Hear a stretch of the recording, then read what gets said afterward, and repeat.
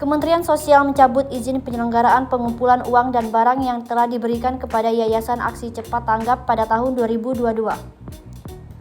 Pencabutan ini dilakukan karena adanya dugaan pelanggaran peraturan yang dilakukan yayasan.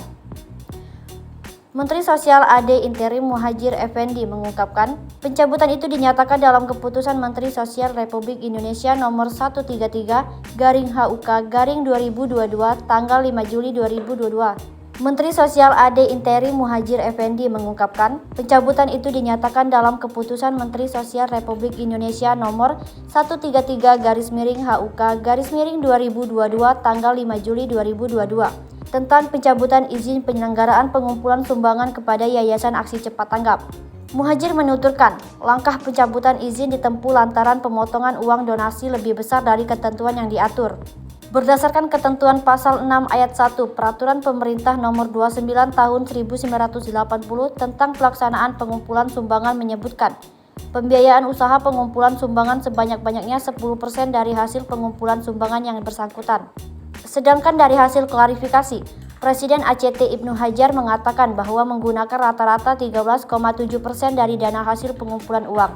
Sedangkan dari hasil klarifikasi, Presiden ACT Ibnu Hajar mengatakan bahwa menggunakan rata-rata 13,7% dari dana hasil pengumpulan uang atau barang dari masyarakat sebagai dana operasional yayasan.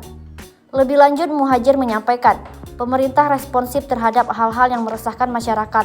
Selanjutnya, pihaknya akan melakukan penyisiran terhadap izin-izin yang telah diberikan kepada yayasan lain dan untuk memberikan efek jera agar tidak terulang kembali. Sebelumnya diberitakan, muncul dugaan penilapan uang donasi oleh petinggi ACT melalui laporan jurnalistik Tempo berjudul Kantong Bocor Dana Umat. Selain itu, dalam laporan tersebut diketahui bahwa petinggi ACT disebut menerima sejumlah fasilitas mewah berupa mobil operasional jenis Alphard dan penggunaan dana donasi untuk operasional yang berlebihan.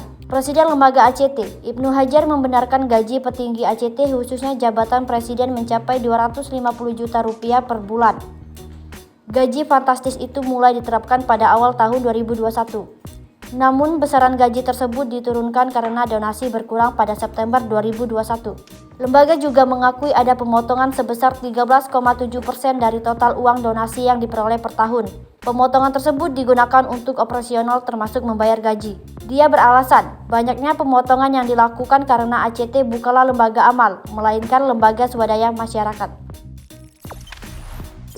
Jangan lupa subscribe, share, komen, dan like ya.